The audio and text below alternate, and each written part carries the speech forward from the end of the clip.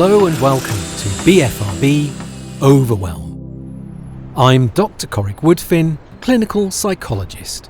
I specialise in the treatment of body-focused repetitive behaviours. These include hair pulling, skin picking and nail biting, amongst others.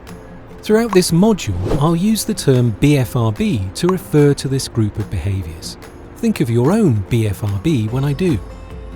Overwhelm is a complex mix of thoughts, feelings, physiology and behaviour that derails our ability to function effectively. BFRBs have a strong relationship with overwhelm. These behaviours can increase as a result of overwhelm, or they can contribute to a sense of being overwhelmed. The self-help tips and strategies you'll find in this module have helped many of my clients who have BFRBs manage the feelings associated with being overwhelmed.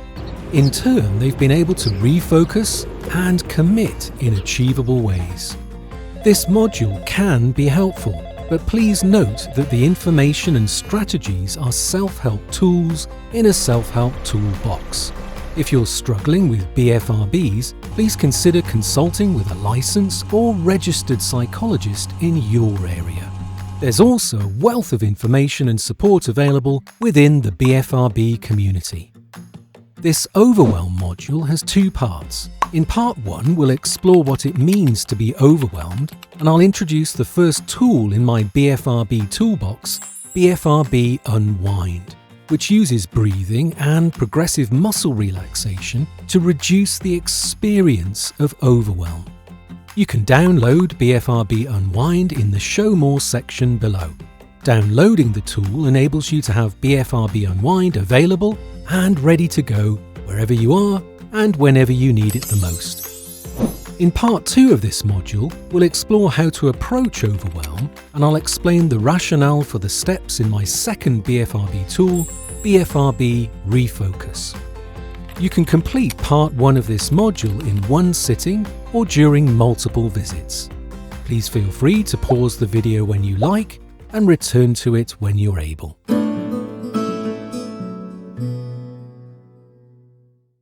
Life can be stressful.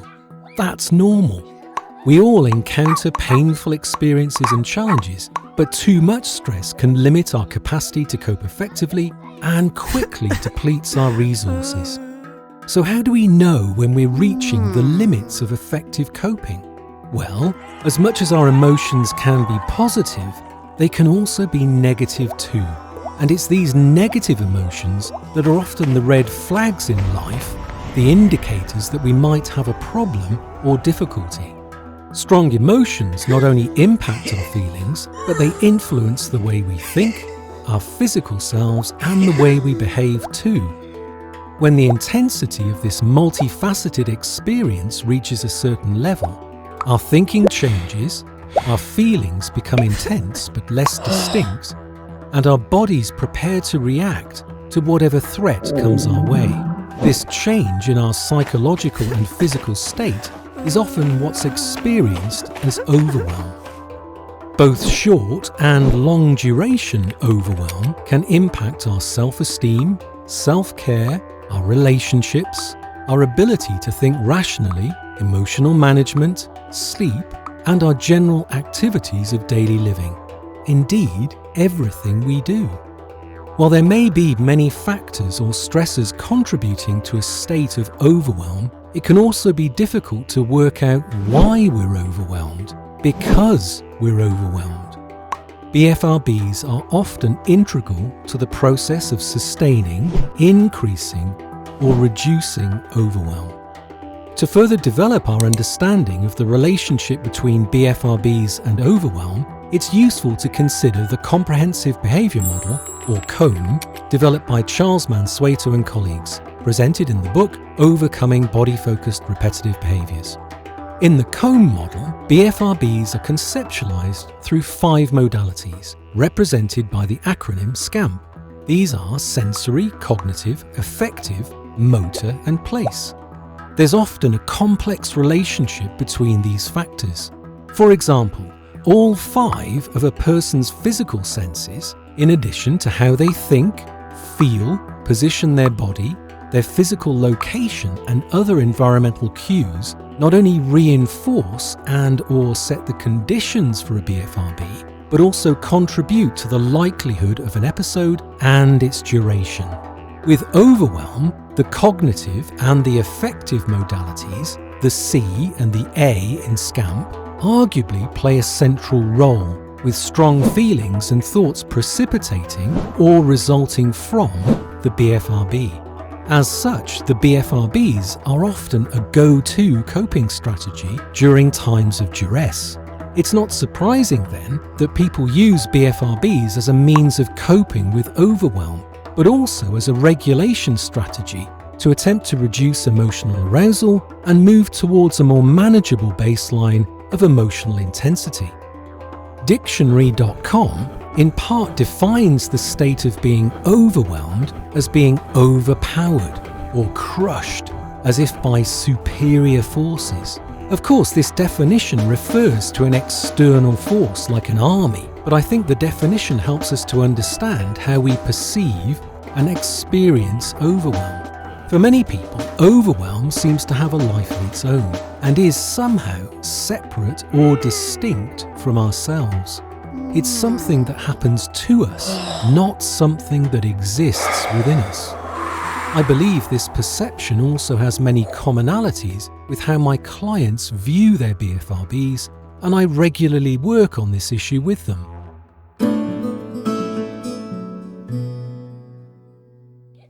As overwhelm is a complex topic, I'd like to present another way to conceptualize it. Imagine you're about to go somewhere and you're planning to drive your car. When you go to your parking place, instead of your car, you find a pile of car parts where your car used to be. Every single nut, bolt, wheel, washer and door handle of your car in a big pile on the floor. There's no way you could drive that pile of car parts to work or school or anywhere else. But if we took the time to put these parts back together in a very particular way, there would come a time with the tightening of the last nut when the pile of car parts would become a car. It would become something other than just parts. It would be a useful tool to help us navigate our world. In Gestalt psychology, this is called the principle of totality. Basically, what we see, what we perceive, is something different from what we would predict based only on its individual parts. Our ability to see the whole, rather than the combination of parts, is awesome because we have things like bicycles, blenders, computers, and chairs. Things that are functional, not just parts. Recognizable tools that can be adapted to meet our needs. But unfortunately, this principle can work in negative ways too. Overwhelm is a good example. Think of individual stressors as car parts. We add them up, we see how they relate, we put them together in a very particular way, and suddenly, bingo, they become something more. Rather like a whole car, a car of overwhelm. It's the whole of these stresses that we see and experience at one time, rather than the separate individual stresses. Thus, the Gestalt leads to more intense feelings and thinking responses. Overwhelm can be related to BFRBs in what appears to be, at least initially, two distinct pathways. The first pathway results from automatic picking or pulling. This is where BFRBs are subconscious, tending to occur during routine or sedentary activities. Think Netflix, surfing the web, writing a term paper, or working through a dilemma. This drifting off, being unaware of picking or pulling, and yet still being able to actively engage in BFRBs, suggests how powerful the subconscious really is. Another tangible example of how the subconscious can direct our behaviour often occurs when we're driving. For example, have you ever driven home and been surprised that you reached your destination? If a highly complex behaviour like driving can also be safely passed to the subconscious, it's not surprising that BFRBs can also occur without conscious awareness. When BFRBs are subconsciously mediated, seconds, minutes, or even hours can pass by. Clients will often say there's a particular moment that snaps them out of this trance-like state. It seems that when an internal threshold is reached, and this might be pain or bleeding or the size and feel of a hairless area, conscious awareness tunes back in, potentially bringing with it an internal critic. This critic can, at times, rather harshly judge not only the loss of time and the potential damage, but also our sense of self. These internal experiences can quickly contribute to a sense of overwhelm, in part because of the enormity and the potential impact of a prolonged automatic BFRB session. The person might find themselves thinking, for example, "What am I going to do now? What have I done? What will they say?" Or, "I can't go out like this." The second pathway describes what happens when a sense of overwhelm is already present. The overwhelm might have little to do with a BFRB to begin with. Instead, the overwhelm may be related to multiple other stressors, compounding and challenging a person's capacity to cope. The BFRB, under these circumstances, can become a direct and focused or conscious attempt to manage the overwhelm and regulate emotions.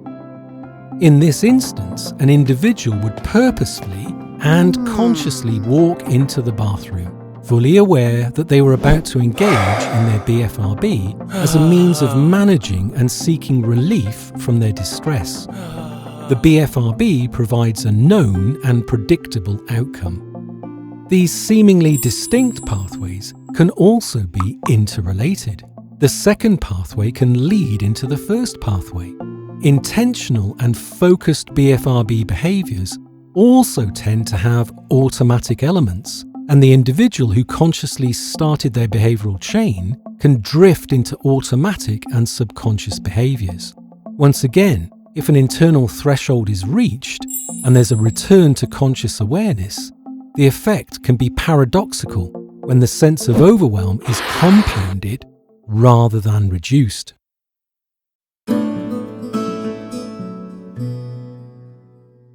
Overwhelm happens to all of us. I'll review a few of the strategies that people often use to deal with overwhelm. These include suppression, arguing with ourselves, and/or avoidance. Suppression is rather like putting your problems into a box and trying to ignore the sounds and movement coming from the box. Ignoring thoughts is almost impossible to do. They just get louder, and we end up struggling not only with the overwhelm, but with the thoughts and ourselves. To get a sense of suppression, try this. Close your eyes for a moment, if it's safe to do so. Now, do not think of a gigantic pink mouse eating a ball of cheese next to an elephant. Go on, don't think about any of that. I don't want you to think about the whiskers on the pink mouse twitching and the elephant eating the cheese crumbs. Now, open your eyes. It's near impossible not to think about what you're hearing. You may even find later today some or all of those thoughts pop into your head again. Giant mouse, cheese, elephant, bam. So trying to suppress bad thoughts or horrible feelings is similar. They just pop right back.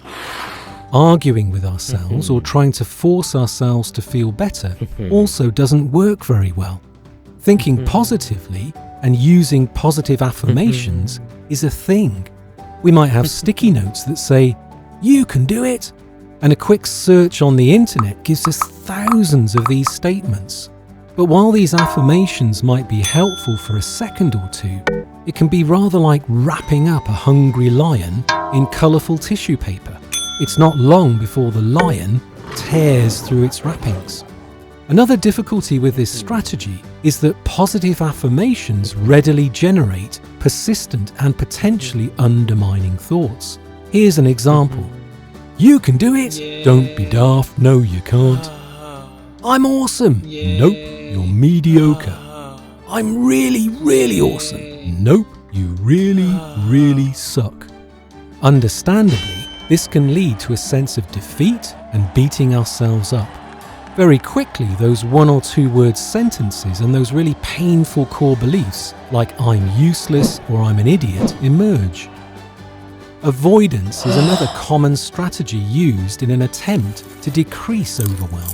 Avoidance can occur in a variety of forms, including distraction, procrastination, or disconnection, and BFRBs can function like this too.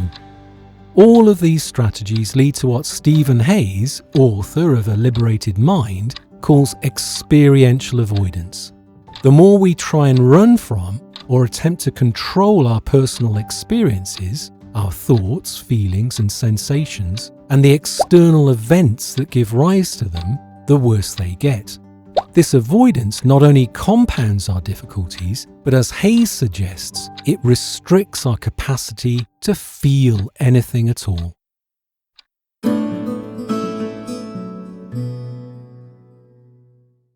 Returning to our car analogy, how can we dismantle the car of overwhelm, breaking it down into a pile of car parts?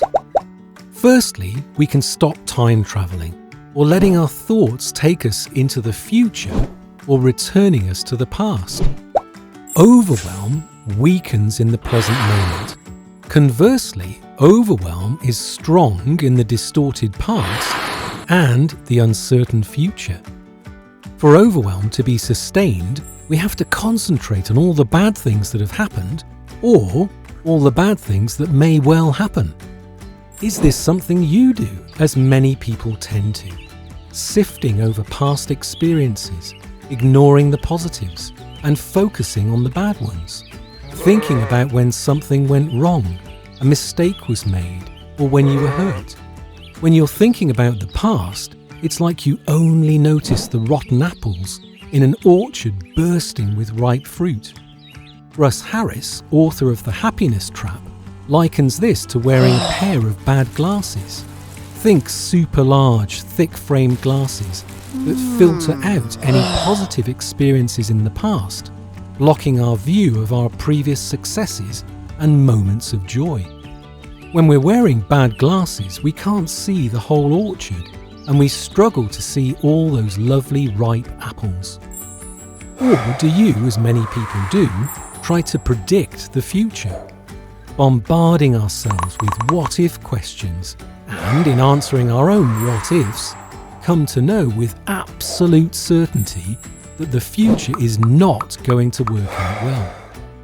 But of course, we're not able to predict the future reliably, as no human being can. If we could, we'd always know when to take that umbrella. Lucky for us, we always have the present moment. The present moment is much simpler. It's now, and now, and now, moment by moment. And it provides a clear viewpoint for us to figure out what to do with overwhelm. So how do we return to the present moment when we're so frequently time travelling? Particularly when overwhelm can feel so horrible, our thinking is less than ideal, and our feelings can be so intense. Well, we have an awesome ally. Something that, for as long as we live, will always be there. We all have it, it's free, and you're doing it right now. A thing so powerful that each and every one only exists in the present moment. Can you guess what it is? Breath. Each breath in is in the moment now. Each breath out is in the moment now. Even if we hold our breath, we hold our breath in the present moment. So focusing on our breath, as Russ Harris suggests, is rather like anchoring ourselves to the present moment. Think of a ship at sea, a storm raging around it, but it's safely anchored in the shelter of the present moment.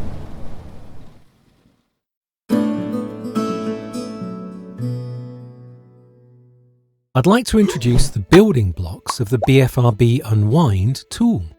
The first component is breath. Did you make a face? Unfortunately, the idea of breathing during challenging times has almost become cliched. Think of someone saying, "Just breathe." Very quickly we respond with, "Yeah, like that's going to help." Or, "I'm freaking out, how's that going to make me feel better?" Or, "I am."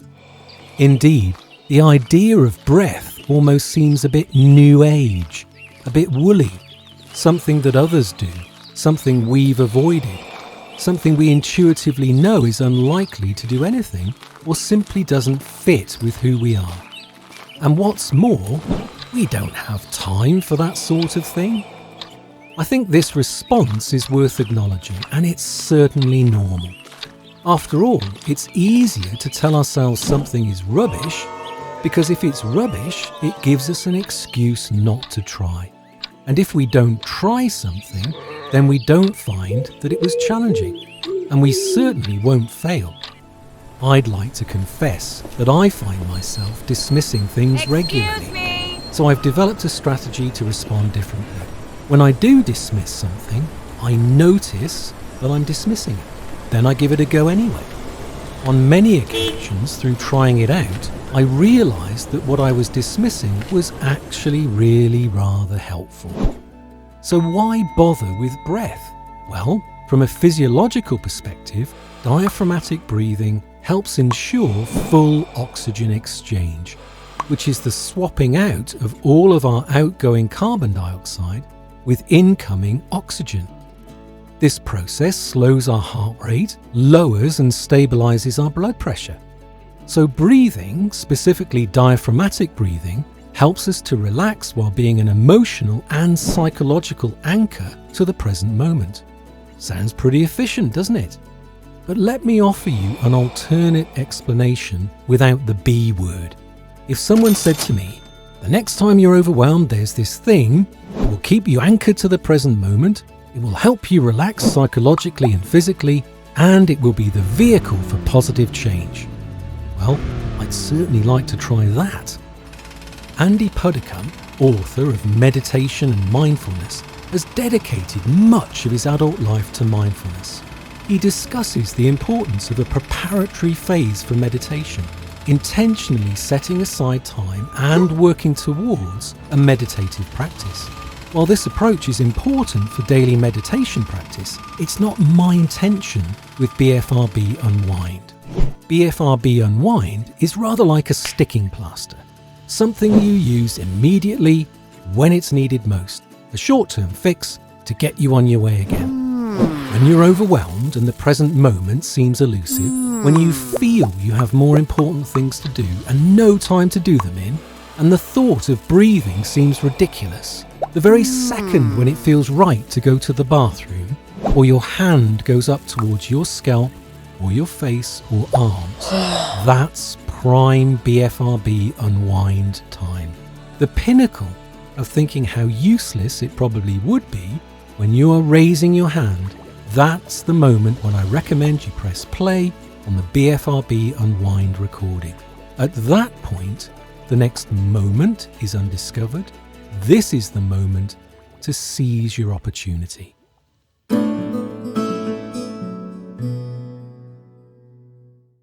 Let's talk about diaphragmatic breathing.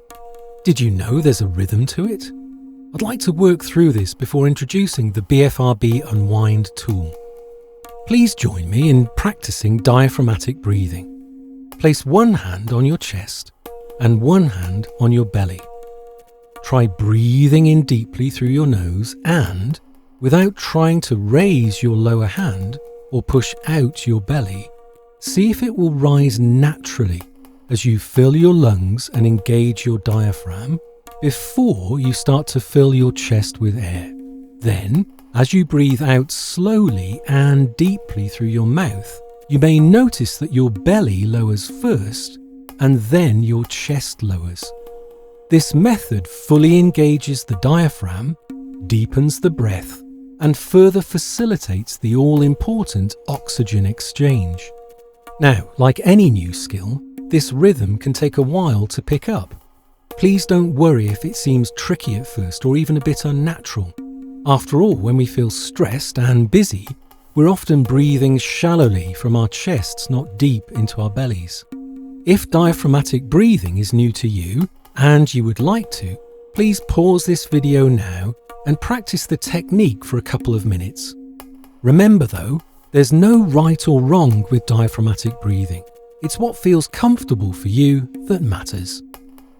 The other key element of the BFRB Unwind tool is progressive muscle relaxation, also known as Jacobsonian relaxation. In the 1920s, Dr. Edmund Jacobson developed this technique to assist his patients with managing their anxiety. Progressive muscle relaxation involves tensing and then releasing groups of muscles and noticing the difference between the sense of tension and relaxation. In BFRB Unwind, we'll only focus on your hands. That's because hands are often pivotal in the BFRB behavioural chain, either being actively engaged in the behaviours or they're the target of the behaviours.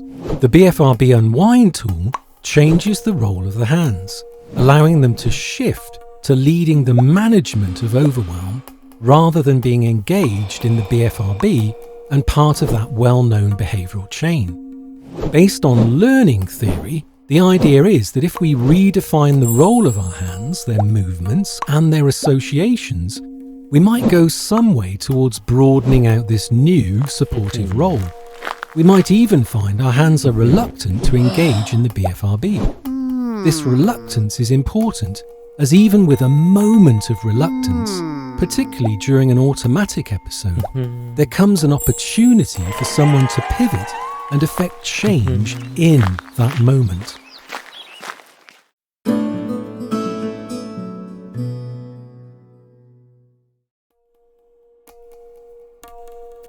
Before we proceed, please ensure that you're fully able to engage. Do not drive, operate machinery, or undertake any activity that requires your full attention or the use of your hands. This is a self-help tool.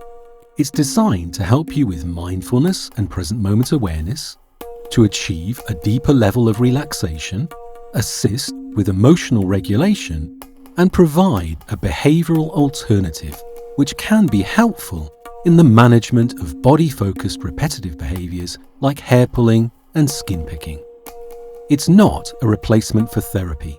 If you're struggling with hair pulling, skin picking, with overwhelm or another mental health problem, please consult with a licensed or registered psychologist in your area. This recording uses breath, diaphragmatic breathing, and progressive muscle relaxation. We'll also gently explore and reinforce an alternate approach, assisting your unconscious mind to consider the use of your hands as allies. Hands that may wish to help you pivot during a pulling or picking episode, or help you to avoid an episode if you're feeling overwhelmed. During this exercise, you'll be asked to tense your hands and to make a fist. Please ensure that your thumbs are on the outside of your fists and that you do not hurt yourself. You should only feel an increase in muscle tension, not pain, during this exercise. Muscle tension should be deliberate, yet gentle. If you have problems with pulled muscles, broken bones, hand pain, or any other medical issues that would hinder physical activity, please consult with your doctor before starting this exercise. Choose a sitting, lying, or standing position before beginning. You can close your eyes, keep them open, or open and close them as needed. Should you wish to leave for any reason, you can stop this recording at any time, returning to it when you're able and when you need to. When you feel stressed or overwhelmed, return to this recording to begin unwinding and to further help with the reinforcement and the learning of a new approach with your hands. Use it again and again, as many times as needed. Like most things, the more you practice, the more likely you are to realize the possible benefits. If you do have any concerns and are working with a therapist or medical professional, please consult with them before you proceed.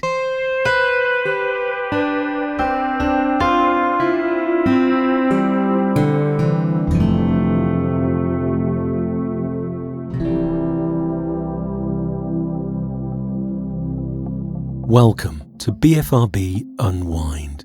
I'm Dr. Corrick Woodfin, clinical psychologist.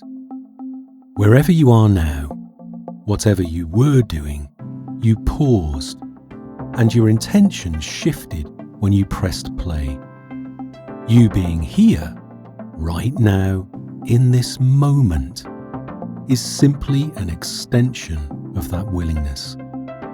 Where you find yourself now may have been where you found yourself searching, pulling, or picking.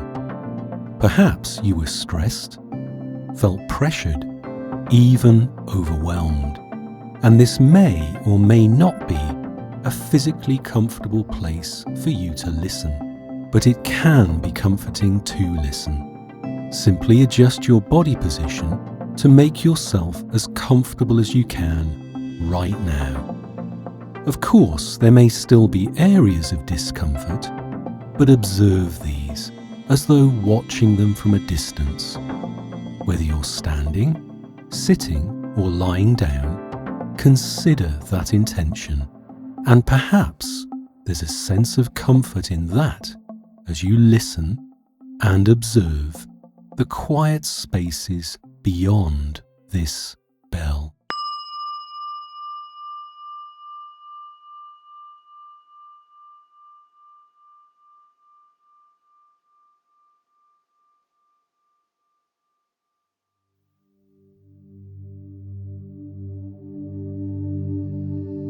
Now, however you feel and whatever you're thinking, allow some room in this to consider your breath. How it feels to breathe in and out. There's no right or wrong with this. It's your breath as it is right now. Can you notice this and where you feel your breath the most in your body? Perhaps how cool the air is as you breathe in, how it feels in your throat, how it expands your chest, how warm the air is as it flows out. Whatever you notice and wherever you notice it is just fine. When you want to, perhaps with your next breath, I'd like to invite you to breathe in deeply through your nose to fill your lungs, then pause a moment before you allow the air to flow out through your mouth. Your chest releasing the air naturally, taking with it any immediate, any obvious tension.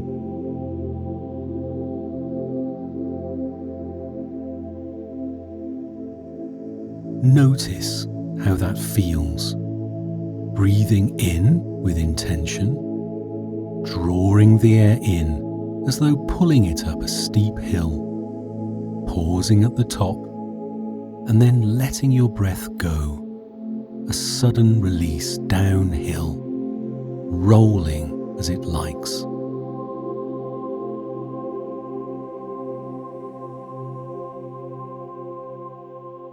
Every breath helping you to let go a little further. Breathing in a deeper level of comfort. Breathing out what you really don't need. And I wonder if you're curious about breath as you unwind, how something as simple can help release something as complex.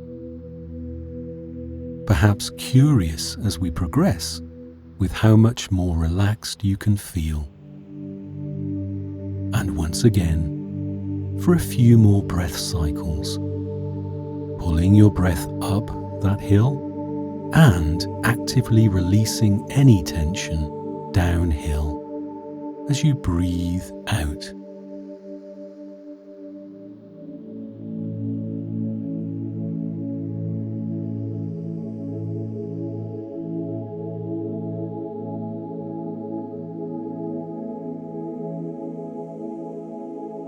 Now, as we continue with this exercise, allow your breath to find its own rhythm.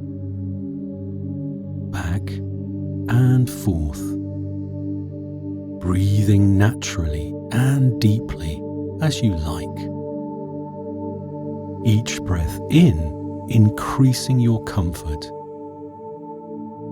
Each breath out, a release, a wave breaking gently on a pebbled shore. Your eyes may be open, they may be closed. It really doesn't matter.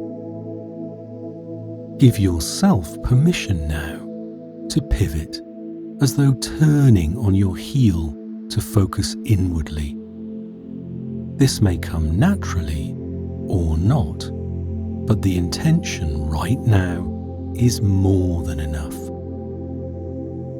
You already know how, and sooner or later, without really trying, you may be surprised to find yourself there. As you continue to listen, you can be aware of the sound of my voice, or you can choose to filter out everything else. It's just another sound in your head, like the fading tone, the silence of the bell, there and yet not. You don't have to attend or actively listen. My voice and any other sounds you notice can be the backdrop for continuing to unwind. I don't know if some of those thoughts are still insistent. They might seem impatient, like stressors, trying to draw you away. Simply allow them to run free for a while, until they tire themselves out. Thoughts will come and go, and they might not even be thoughts. They might be distractions, or images, recollections, or circumstance. They might even be on the edge of consciousness, partly hidden, elusive but present. Slowing down, slow and steady. Maybe noticing now the helpful, the supportive even. Freeing up some space, a willingness to explore your conscious and your unconscious mind. Perhaps you're inquisitive. How relaxed can you feel? And what might you come to realize in a positive way about yourself? Observe any thoughts you might have from a distance. Thoughts, after all, are but a collection of words, impressions, images, not to be suppressed or managed. Let them come and go. Thoughts coming and going like clouds on a high blue day, fading away to nothing but the blue. Positive thoughts are there, even if others appear to be negative and challenging. Notice them all, whether they're positive, negative, or neutral, and, like the sky, give them all space. Then quietly and gently bring yourself back to the rhythm of your breath. Breathing gently in and gently out. safe in the knowledge that you've allowed this time for yourself, that you've provided the space.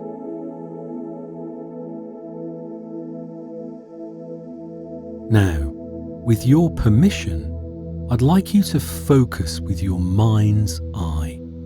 We all have the capacity to imagine and to visualize without seeing. Of course, we can do this naturally with daydreams and the moments we find ourselves drifting from the now. In doing so, you may be interested to revisit or even discover something new about your hands. In the past, perhaps a few moments ago, maybe even now, your hands may have found themselves searching, pulling, or picking. Those hands may also have found themselves the focus of a particular behaviour. Either way, they've likely been involved, whether willingly or not. Think of those hands and all they do for you. So busy, so reliable, so active in any one day. Thousands of moments, thousands of movements. Moment after dutiful moment. Engaged and willing to help you navigate whatever presents. Breathing rhythmically in and out. Where one breath ends, one begins. And perhaps sooner than you expect, you'll notice a relaxing, an easing, and you may be surprised to find that you can go deeper with each and every breath. Hand movements, for the most part, are without conscious awareness. I'd like to give you an example. Can you remember a time when you reached for your favourite mug?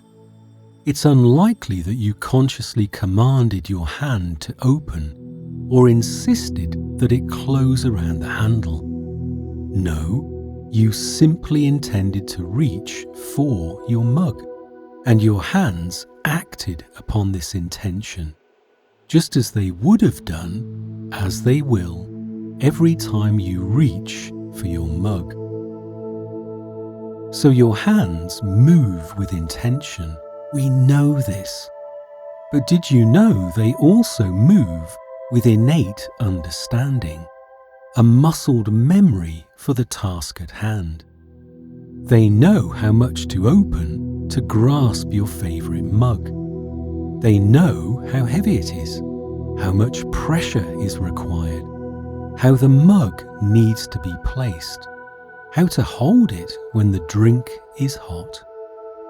They know this and thousands of other movements throughout your day, intuitively. Consider that. Hands that move with intention, but hands that also retain an understanding, memories for the task at hand. For comparison, do you open a drawer with the same movements you use for your favourite mug? Do you grasp a feather as you would a rock? And even memories for movements that might present themselves unexpectedly. Perhaps you've caught something falling almost before you realised that it was falling. So you've learnt how to move your hands, and your hands have learnt how to do so effectively, efficiently, and dutifully, with and without awareness. Hands that have also learnt how to search, how to pull, and how to pick, effectively, efficiently, and dutifully, with and without awareness. But it can be comforting to know that hands directed by intention can pivot. They can work instead with our observational self. This is the part of us that can distance ourselves from our experience. The part of us that can observe our experience neutrally. We can, for example, notice our thoughts. We can notice our feelings, our hands from within, but as though from a distance. Who are we then if we can observe these things? We have thoughts, but we are not our thoughts. Thoughts are words, images, impressions. Thoughts can be distortions, exaggerations, or minimizations. They can be hopes and fantasy and fear. They can be wondrous. But thoughts are not facts, and we are not our thoughts. We all have the capacity to shift, to pivot and redirect. Whatever our thoughts might tell us, whatever they might want for us, we can observe ourselves choosing to do the opposite, to act according to what's important, to what's inside, down deep, the values that define us and drive us. Breathing in gently, filling your lungs. Breathing out deeply and rhythmically. Relaxing further and deeper. Deeper now with every breath. More relaxed, calmer and peaceful. Deeper down now with every breath.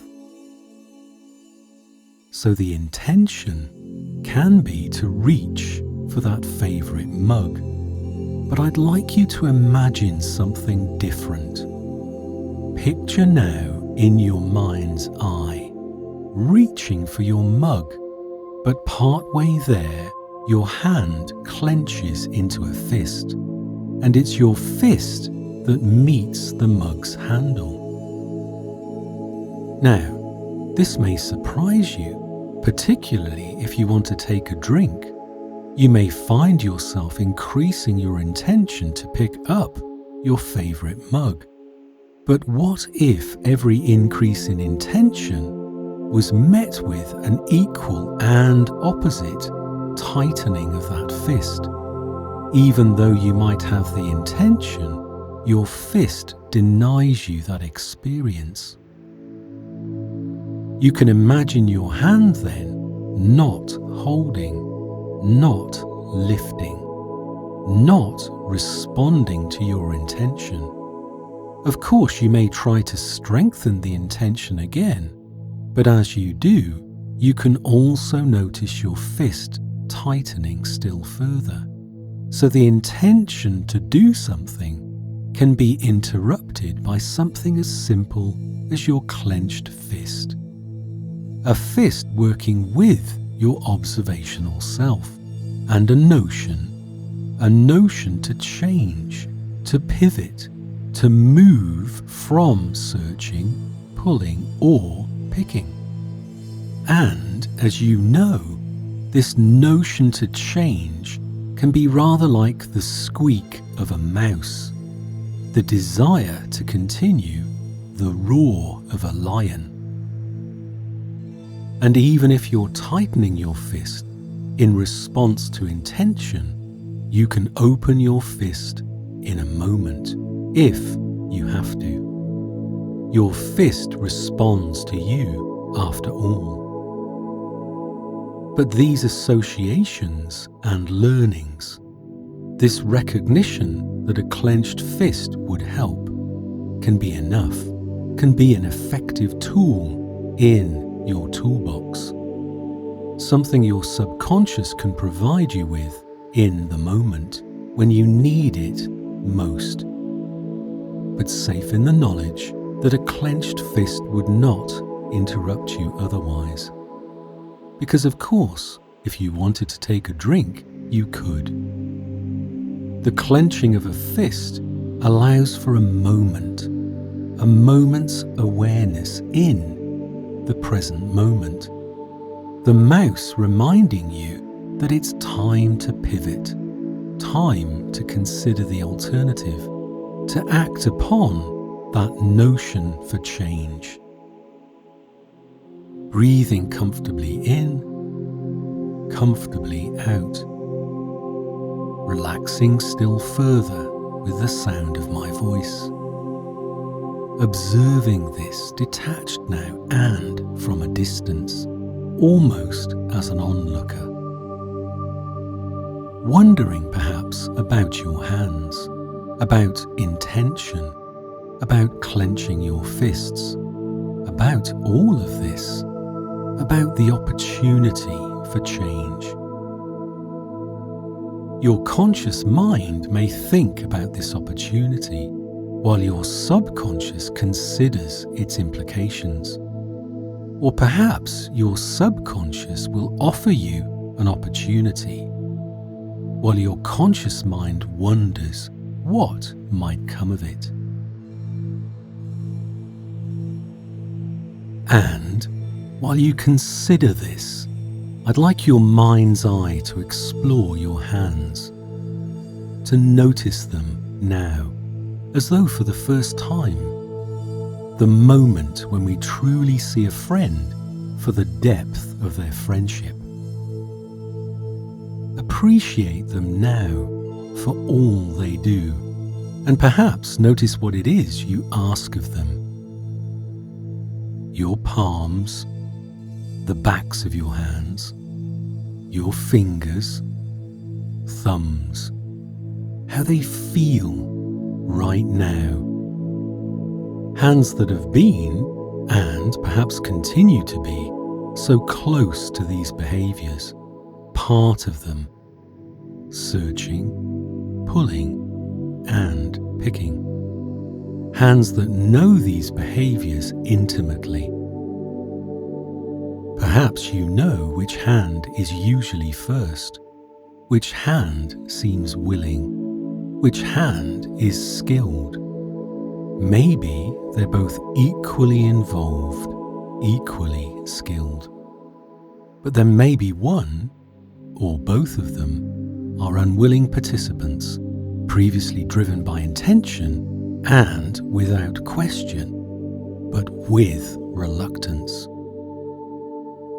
Now, I'd like you to consider this. What would it be like to find that you raised a hand to search, to pull, or to pick?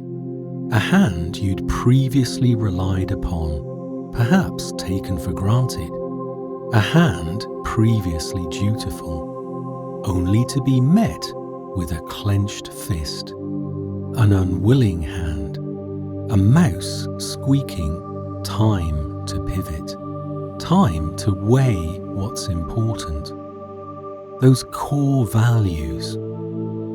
Who are you beyond the searching, beyond the pulling and the picking?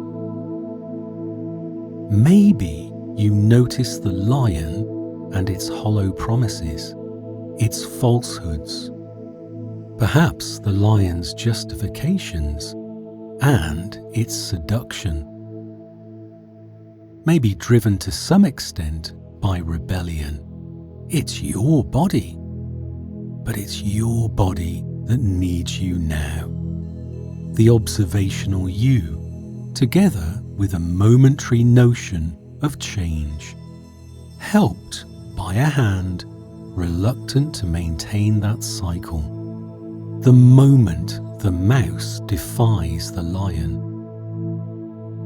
And of course, a moment's reluctance is all that's required for you to connect with you, and for you to connect with that notion for change in this moment.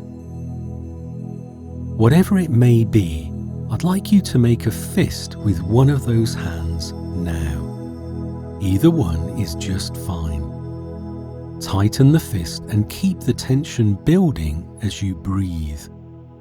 Hold and maintain that tension so that you're aware of it, but not so much that it's painful. Tension, not pain. A hand that knows, now knowing the alternative. No longer active in searching, pulling, or picking. Hold that fist and notice the tension increase in your hand as you breathe rhythmically, gently in and gently out. However you breathe is how you breathe, back and forth. A pebbled backwash on an infinite beach. Now, while you continue to hold the tension in your fist, make a fist with the other hand, slowly increasing the tension in the other hand until it matches the tension in the first. 2 hands, now 2 fists. Matching the tension now. Notice how it feels.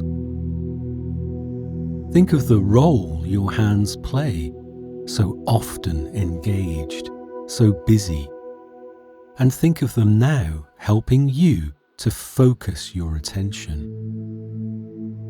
Right now, those hands are not actively searching, not pulling, picking, or even the subject of a behaviour or set of behaviours. But they're actively engaged nonetheless and willing to help you now. Breathe. Be aware of filling your lungs with each breath in, your chest expanding, emptying your lungs as you breathe out. Notice the difference right now. The tension in your fists, your intention, your willingness right now. Hands knowing the difference. Not searching, pulling, or picking. Your hands can learn these new associations. They can retain this muscled memory for how to not. An understanding that if they find themselves engaged, they can disengage, form a fist despite intention. A fist to help you, to find the intention to pivot. A mouse in amongst lions, but enough to move away from searching, pulling, and picking. Everyone knows when we learn a new skill, a skill that requires our hands, the more we practice, the more we engage, the more our hands support our endeavours. Your hands can learn a new skill. Your hands have learnt many new skills throughout your life, and they can continue to learn and make these new associations. With your next breath, as you breathe out, slightly ease off the tension in both fists, while still maintaining it. A relaxing but not a release. Still holding on to the tension, but noticing the slight changes, how it feels to ease off. As you breathe in, increase the tension once more, returning to that equilibrium. Both fists comfortably tight, comfortably tense. Now, shift your attention to your forehead, your eyes, your mouth, and your jaw. As we maintain tension in parts of our bodies, so can we choose to release the tension in others. Continue holding the tension in your fists. Now, choose to ease the tension in your forehead. Any amount is just fine. See if you can release the tension in your eyes, your mouth, and your jaw. Notice whatever release of tension you can, or notice the challenge in releasing tension. Either way, you're observing, and you may even be detached from the experience, distant. Breathing gently and rhythmically. Allow the tension from your head to flow where it will, perhaps down through your neck and your shoulders, maybe taking with it any tension from your neck and your shoulders, down now to your fists. Observe all of that tension focused in your fists. Be aware of any remaining tension in your body. What would it be like to bring that now to your fists, your hands continuing to help you? Breathe in deeper with your next breath, and when you breathe out, release all of the tension in both fists. Open your hands, fan and stretch your fingers. Feel the release of tension, noting how your hands feel now. Perhaps they're throbbing. They may be relaxed, quiet and still. They might be warm or cool. Do they feel light or heavy? Heavier with each breath. Heavy and comfortably warm, or light and comfortably cool. Any way is just right. Simply observing that. Now, place the heavier of those hands, or perhaps the lighter of those hands. Either way, place the most relaxed hand gently on your chest, and the other hand gently on your belly. Feel the warmth from those hands, or the cooling of those hands. Hands that are embracing you now, with intention, willingness, with space to breathe. And breathing deeply now from your belly. Whether your eyes are open or closed, you can notice your belly rising before your chest, and your chest rising just before the crest, when your belly falls, before your chest falls. Your belly rising again, and your hands are there, warmer now, restful, rising and falling with an embrace for you. Notice the rise and fall of your belly and chest, waves rolling on through, calmly and peacefully. Where one begins, one ends, rolling on through with commitment and a newfound determination, safe in the knowledge that you can return to this peaceful state whenever you want to, whenever you need to. Be aware now of the spaces, the silence and the peace, perhaps in amongst the noisy and the disruptive, like the end of the bell, the spaces between your thoughts, filled with the potential for redirection and change, a connection with your observational self, the you that can simply pivot and observe you. Bring your awareness back now to whatever presents. However your breath is, allow it to be. Whatever your thoughts are, Notice them now, bringing yourself back, but noticing the spaces, perhaps a new perspective. If your eyes are closed, open them. And if your eyes are open, reconnect with your surroundings. Notice 5 things that you can see, starting with the biggest thing that you can see.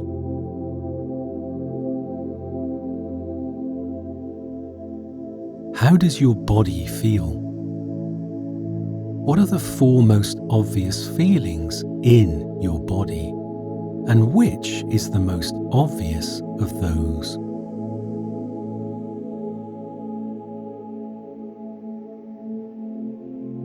Take a deep breath in. What can you smell? What can you taste? In a moment, and in the silence that follows the bell, remove your headphones if you're wearing them, and notice 3 things you can hear, starting with the loudest. Then, with the softest of the 3, return to your intention. The spaces this practice has provided may have given you an indication of how to proceed in a positive way. Imagine folding this intention up, tucking it away somewhere safe, and then committing to the next achievable thing in the moment that you find yourself in.